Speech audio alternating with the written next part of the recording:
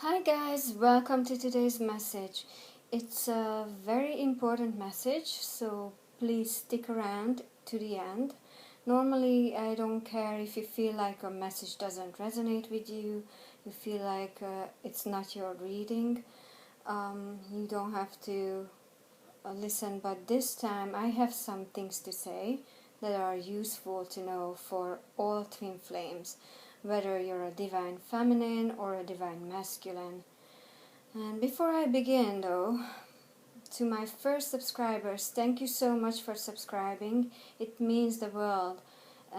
Subscribers, please let me know in the comment section below if you don't get a notification whenever I post a new video. There's a reason why I think there might be some issues about that. I'm not sure, but if there are, I need to take care of it, so just let me know, please. And now to the reading. This is actually the summary of yesterday's reading. I did a reading yesterday and I recorded the summary of it afterwards, like I always do. However, I was very dissatisfied with the video, so I didn't post it. I did not have time or energy to re-record it. Ironically, the reading was about insecurities. The divine masculine is feeling insecure, therefore scared to reach out to you. All these insecurities cause a lot of anxiety, fear, and they are the main block holding back communication, action, and reunion. You might think divine feminines that the main block holding them back, holding your divine masculine back, is the karmic, but it is in fact his own inner voice about not being enough, not being sufficient for you.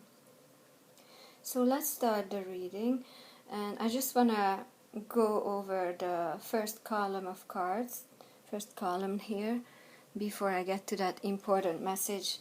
Also at the very end of the video there will be a pretty important message, but the beginning is the most important. So the moth and the fox card in the top left corner shows that the divine masculine wants to be with you, wishing you were there living with him instead of the karmic. He's wishing for you to be his life partner. Then if we look at the first column on the left, the moth, earthworm and hummingbird cards, it shows that he wants to return to you. He wishes to return to the divine feminine, but these insecurities are in the way. They are holding him back. The earthworm represents the insecurities. It's in the way of his wish fulfillment. This is wish fulfillment, which is you, divine feminine. So he just keeps these beautiful feelings inside of him, these beautiful feelings for you bottled up. He keeps those to himself. The other and the serpent card on the bottom also just confirm that he wants to express his emotions to you, divine feminine. Oh, and on a side note, before I started shuffling, I saw the crocodile and the other cards on the bottom of the deck, meaning the divine masculine is working on a plan to get to you, planning how to reach out to you and how to take action. And the bee card also was on the bottom of the deck twice, so he's working really hard. He's working really hard on a plan. And now I'm gonna get to that important message that applies to both divine feminines and both divine masculines. So if you look at these three cards here, the starfish, peacock and the golden egg, the starfish represents outer beauty and the peacock represents inner beauty. The golden egg is the fourth chakra card, emotions, feelings, the heart. So what these three cards told me was that the divine masculine finds you very beautiful, mesmerizing. He is aware of your outer beauty, but it's your inner beauty, something that radiates outwards. It's your beautiful soul that keeps him being drawn to you. So work on your inner insecurities as well, Divine Feminine, because that will help your Divine Masculine overcome his own insecurities. And because, as I mentioned, he loves your soul. He thinks you are beautiful inside and out. Just like we Divine Feminines also feel that his unique heart, his soul, his personality is what makes him more attractive than anyone else to us. So really it's pointless to have these insecurities inside of us. My throat chakra is bothering me. Yeah, it's because the Divine Masculine has issues expressing himself. Let me just grab a water.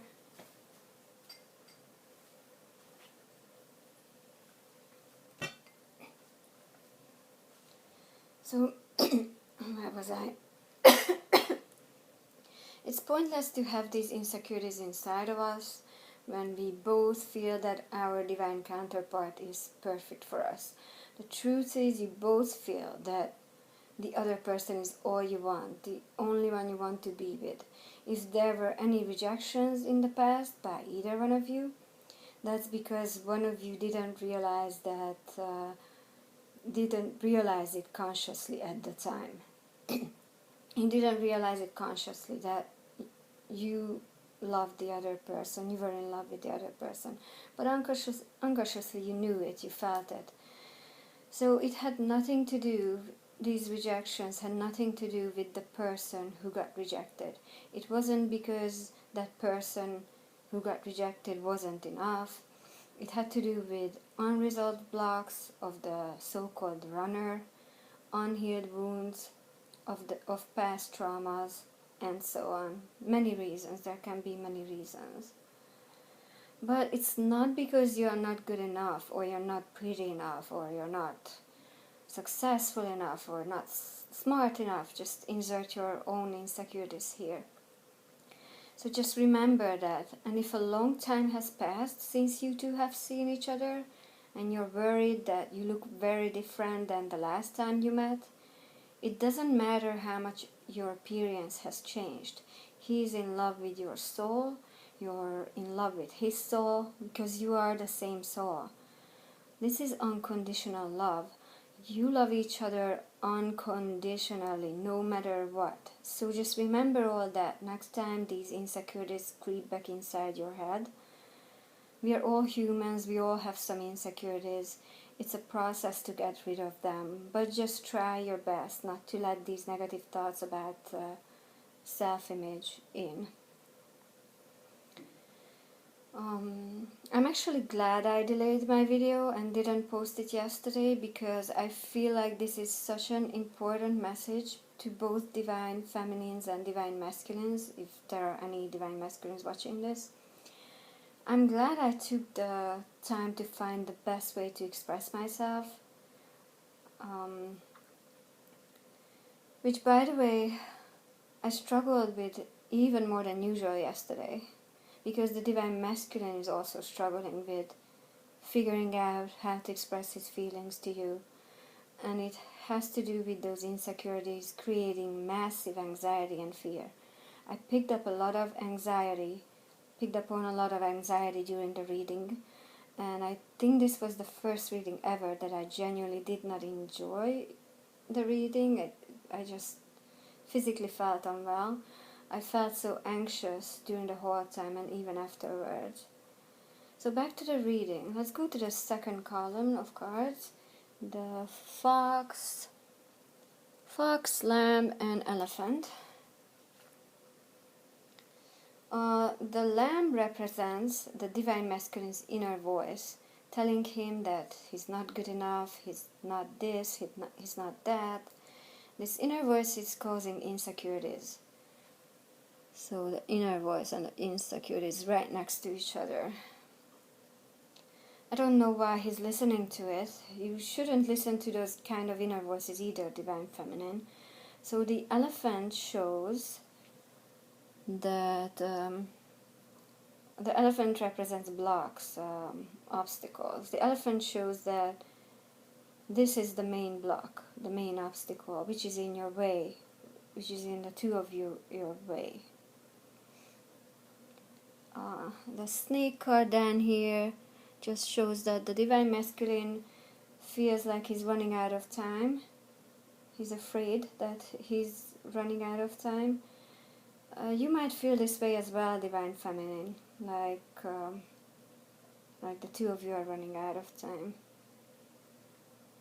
Now let's go to the third column: cobra, cheetah, and a camel with the raccoon and gazelle underneath. So both the cobra and the camel are about waiting.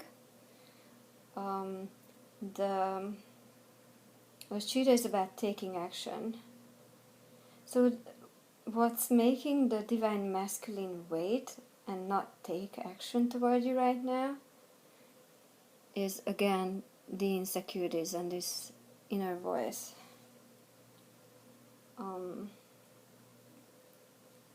And negative self-image, issues around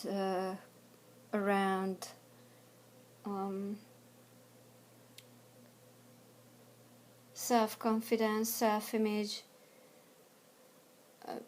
The gazelle card also shows means vulnerability, anxiety, fear, and the raccoon is kind of like hiding because we have this negative self-image, because we don't feel enough.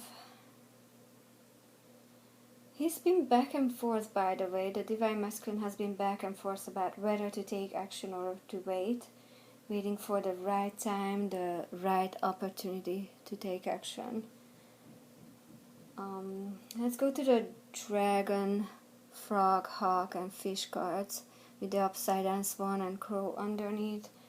The divine masculine is keeping an eye on you. Look at that huge eye of the dragon, which is, by the way, the third chakra, solar plexus chakra card. So he's keeping an eye on you. He's watching you like a hawk.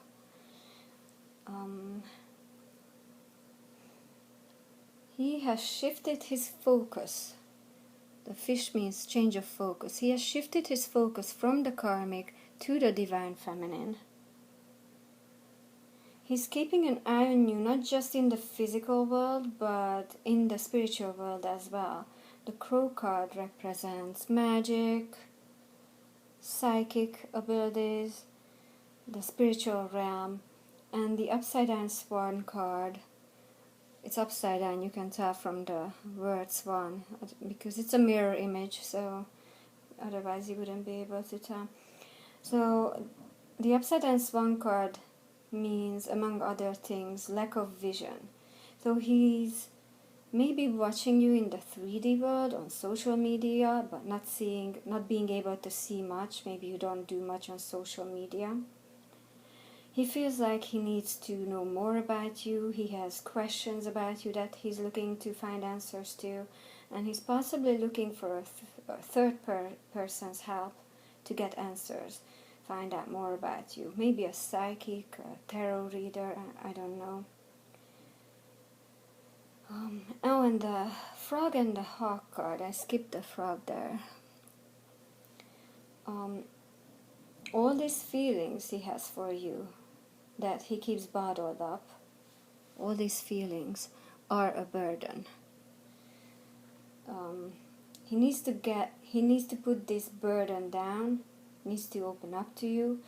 Once he does that, things will change fast, and it will redirect your course.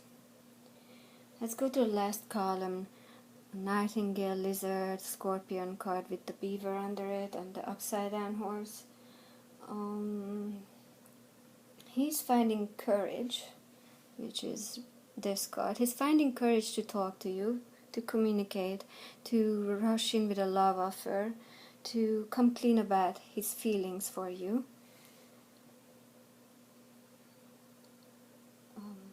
And we arrive to the part of the reading, the end of the reading, where the karmic is mentioned. She wasn't mentioned during the whole reading until the end, because the Divine Masculine is focusing on the Divine Feminine. The Beaver card shows that, with the upside down horse under it, that the Divine Masculine has been running for a while. He's been in this dilemma of whether to speak up or not. He's been in this dilemma about between the Karmic and the Divine Feminine. If he's not going to find strength to stop running, to stop hiding, the Divine will intervene. He will get a Tower moment. This is the Tower moment, and with this Eagle card together. So if he's not going to make a move soon, he will get a Tower moment.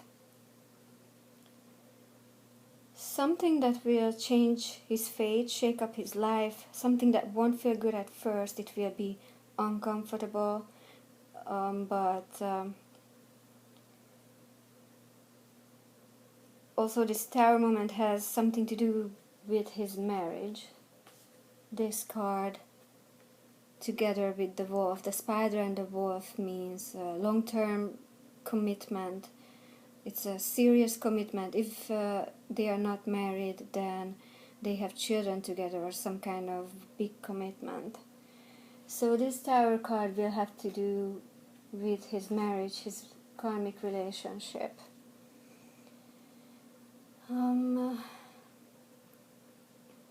If he won't move, God will make him move. And change will happen one way or another. The lyric I got at this part of the reading was, sooner or later, love is gonna get ya. So the Tower moment is going to happen if he's not going to overcome his fear of expressing his emotions, revealing his emotions to the Divine Feminine. Let's see. Oh, and about what I just said earlier, sooner or later, love is gonna get you.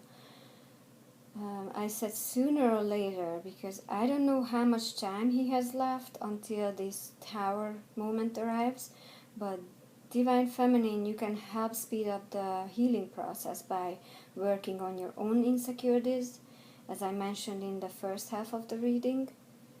So that is my advice to you, and it's an advice that I myself am going to take because I'm guilty as well. I have those insecurities creep back in from time to time, and I just need to remind myself that this is about an unconditional love, so it's pointless to have these insecurities. What else did I wanted to say? Yeah, so that's all. That's the message. I'm glad I finally was able to get it out to you. I wish you all a smooth journey to physical reunion, as smooth as possible. And thank you for watching. Have a good day, guys. Bye.